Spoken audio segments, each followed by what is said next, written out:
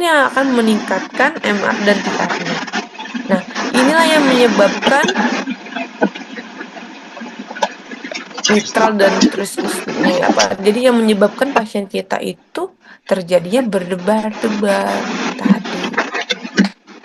Awalnya itu pasti ada faktor risikonya. Ingat ya selalu kalau kita nulis patofisiologi itu dimulai dari faktor risiko dulu. Jadi faktor risiko menyebabkan, nah ini tadi antara dia otomatisitas di atrium atau fenomena re-entry yang terjadi. Jadi menyebabkan ada terjadi remodeling pada atrium tadi. Oke? Kalau ini cukup simpel, tapi yang nggak simpel itu tata laksananya. Kenapa nanti kita lihat ya, patoknya gini aja. Sehingga apa kalau misalnya dia terus-terus kayak gitu, kan ada terjadinya perubahan hemodinamik pasti. Karena tadi dia kehilangan kontraksi atrium yang terkoordinasi ya. Tidak teratur juga responnya. Kenapanya? Kalau misalnya dia ada AF, pasti dia ada RVR-nya. Tadi aku bilang penurunan aliran darah miokard sehingga jangka panjang dia bisa terjadi kardiomiopati atrium dan ventricle. Yang kedua, yang pasti ada tromboemboli tadi. Makanya resiko dia untuk stroke dan emboli itu tinggi banget. Karena apa? Patofisiologinya yaitu pertama abnormalitas aliran darah. Ya, karena kontraktilitasnya nggak normal, irregular.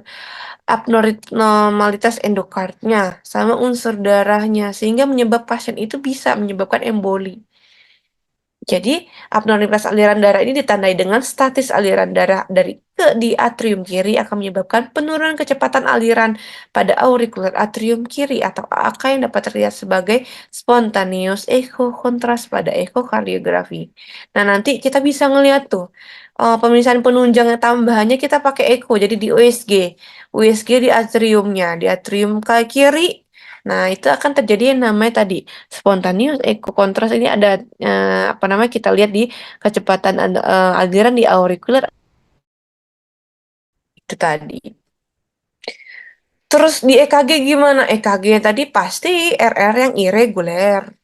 Tidak dijumpai dengan RR-nya irregular, tidak dijumpai gelombang P, terus ada interval antara dua gelombang aktivasi atrium biasanya bervariasi. Biasanya bisa banget sampai 450 kali per menit bisa. Lu capek jantung. Nah, kalau udah capek dia biasanya sudden death. Dia tadi tiba-tiba rest pasiennya. Gak berdetak lagi. Gimana kita cara diagnosisnya? Yang pasti pertama kita harus anamnesis dan pemeriksaan fisik dulu. Bisa nih, kita cuma di layanan primer juga bisa. Kita klasifikasikan tadi berdasarkan waktu presentasinya. Jantungnya pertama kali kah, paroxysmal kah, persisten kah, atau permanen kah. Terus dia masuk kategori mana nih guys tadi ya? Atau dia FI yang valve, atau yang non valve, atau yang tadi yang perorangan. Kita tanya semua frekuensinya, durasinya, faktor pencetusnya, ada nggak yang mencetuskan dia? Responnya, terus ada penyakit jantung lain atau tidak? Contohnya, atau adakah penyakit lain? Contohnya kayak hipertiroid atau dia minum alkohol gitu ya. Terus selanjutnya kita lakukan apa Pak Heni kalau debar-debar? Langsung pasang EKG. Udah nggak ada ini lagi, nggak ada apa namanya, nggak ada tawaran diskon lagi kalau udah pasien, dok saya debar-debar udah EKG aja. Kita nilai iramanya, adakah hipertrofinya, durasinya, pereksitasinya, blok berkas cabangnya, riwayat infark miokard ada tidak, atrium aritmia atriumnya, terus kita lihat interval RR R ke R-nya, QRS-nya, QT-nya. Kita harus pasang EKG yang pasti ya. Kalau apapun itu jantung langsung pasang EKG. Terus baru kita pikirkan apa cek lab. Terus kalau udah masuk, udah dirawat, baru kita konsulkan ke dokter spesialis jantung untuk dilakukan namanya ekokardiografi. Nih, ini adalah evaluasi minimal yang bisa kita lakukan sebagai dokter umum. Kalau misalnya kita dapat pasien kayak gini, apa aja langkah-langkahnya? Ini baru langkah-langkah ya, belum kita masuk ke tata laksana. Terus apalagi yang harus kita periksa-periksa Kak selain lab, apalagi kita harus periksa yang namanya X-ray. atau fototoraks. Takutnya ada apa? Takutnya ada udem paru atau dia ada CHF-nya, efusinya tadi ya. Atau uji berjalan 6 menit. Jadi kita suruh pasiennya berjalan 6 menit terus habis itu kita evaluasi jantungnya atau kita EKG lagi. Atau uji latih exercise testing yaitu biasanya pada penapi untuk menyingkirkan ischemia. Kita USG jantungnya. Atau kita monitor dan kita pasang lagi namanya monitor Holter atau event recording. Jadi kita pakai monitor, jadi bener-bener kita record selama apa biasanya ini di ICU sih biasanya ada. Terus ada elektrofisiologi. Nah, ini bisa juga kalau misalnya memang kita jadi kita EKG pasiennya terus kayak gitu. Ini untuk evaluasi tambahan. Gejalanya yang pasti palpitasi atau berdebar-debar ya. Jadi biasanya dia bilang tuh kayak pukulan gendera, bilangnya ada gemur guntur, kecipa ikan di dalam dadanya. Jadi kayak ikan, ada ikan, pokoknya kayak gitulah. Jadi berdebar-debar, terserah deh pasiennya mau apa menggambarkannya. Terus ada mudah lelah, terus dia pasiennya bisa pingsan, kelemahan umum dan pusing yang pasti. Tanya apa aja sih yang kita harus tanya pada pasien AF datang nih berdebar. Kita tanya, gimana jantung saat episode serangan teratur atau tidak teratur? Apakah terdapat faktor pencetus seperti aktivitas fisik? Kita tanya, lagi marah nggak? Lagi sebelumnya. Apakah gejala selama episode terasa sedang berat atau derajat keparahannya bagaimana? Kita nilai eh, pakai skor RA ya. Apakah episode yang dirasakan sering atau jarang, apa singkat atau cukup lama? Terus pasti kita tanya, adakah riwayat penyerta lainnya? Hipertensi, jantung koroner, gagal jantung. Adakah riwayat penyalahgunaan alkohol? Adakah riwayat keluarga yang kena fibratrium? Kita tanya. Terus cek labnya apa aja yang kita cek? Darah lengkap untuk menyingkirkan diagnosis anemia infeksi. Tadi normal ya. Elektrolit kreatininnya tidak ada gangguan elektrolit tadi pasien kita ya. Atau kita untuk menilai gagal ginjalnya. Tadi normal aja tuh natrium sama kaliumnya. Enzim jantungnya tadi nggak dicek. Boleh kita cek BNP-nya atau kita cek di dimernya bila memang pasien ini memiliki resiko emboli parunya. Biasanya pasien datang dengan sesak nafas. Fungsi tiroid, kalau memang dia ada strumanya tadi, ada benjolannya di lehernya ya, dan dia ada riwayat tadi, ada gejala yang dia nafsu makan meningkat, tapi badannya kurus, berkeringat, itu orang tiroid. Sama atau kita pasiennya itu sedang minum-minum alkohol, jadi kita cek uji toksisitas atau level etanolnya. Jadi alkohol itu yang khususnya untuk etanol biasanya berdebar-debar pasiennya, bisa juga. Di EKG selalu ya, pasti dia takikardi, terus dia QRS-nya dia apa namanya sempit karena dia punya atrium. Terus dia ada hipertrofi ventrikel kiri, blok berkas cabang, tanda IFAK atau akut lama. Foto toraks sama untuk lihat tadi ya, ada tidaknya emboli paru atau pneumonia. Nah, ini ekokardiografi. Eko itu kalau ditanya apa? Jadi kayak USG jantung. Jadi ada dua misalnya. Ada yang ETT, ada yang ETE. Kalau ETT itu ekokardi transtorakal. Jadi di jantung. Jadi kayak kita lihat dia di toraksnya. Biasanya untuk evaluasi penyakit jantung katup, ukuran atrium, ventrikel, dimensi dinding, fungsi ventrikel, evaluasi trombus, ada tidak tekanan sistolik baru, atau lihat hipertensi pulmoner, penyakit perikardial. Yang spesifik pemisahan untuk pasien kita ini adalah yang diutamakan itu adalah ekokardiografi transesofageal. Jadi ini biasanya bisa untuk melihat trombus atrium kiri, terutama di AK tadi ya, dan memandu kardioversi biasanya untuk melihat trombusnya. Oke, misal ini adalah algoritma takikardi di ACLS. Oke, jadi kalau misalnya datang nih sama kalian, ini yang awal berarti atau apa? Jadi yang kita harus lakukan tata laksana ya, kalau lihat takikardi lebih dari 150 kali per menit heart rate-nya, kita harus identify dari pasiennya. Pertama, manajemen A, B, C. Selalu itu. Yang kedua, berikan oksigen kalau saturasi kurang dari 94. Yang kedua tadi ya, yang ketiga kita harus pasang monitor. Kita pasang tensi, kita pasang osimetri. Terus yang kita lakukan apa? Nilai pasien itu. Nilai stabil atau tidak stabil. Dari mana kita tahu itu stabil? Bagaimana kita tahu itu tidak stabil? Kalau ada salah satu saja dari sini, berarti itu tidak stabil. Ya, ingat, kalau ada salah satu dari 5 ini, berarti tidak stabil. Contohnya, satu, hipotensi. Pasien kita tadi normalnya 160 per 100. Yang kedua, akut alert mental status. Jadi ada penurunan kesadaran. Pasiennya tidak kompos mentis, pasiennya somnolen, atau pasiennya berarti tidak stabil. Pasien kita tadi kompos mentis ya. Terus sign of shock, jadi ada tanda-tanda shocknya. Contoh, akralnya dingin, CRT-nya lebih dari 2 detik, itu kan tanda-tanda shock ya. Yang keempat, ischemic chest discomfort, jadi ada nyeri dadanya. Tadi pasien kita nggak ada bilang dia nyeri dada. Itu bukan. Acute heart failure, jadi ada gejala CHF-nya. Jadi ada gejala gagal jantungnya. Biasanya kita lihat dari mana? Ada rongki atau tidak, ada edema atau tidak, ya.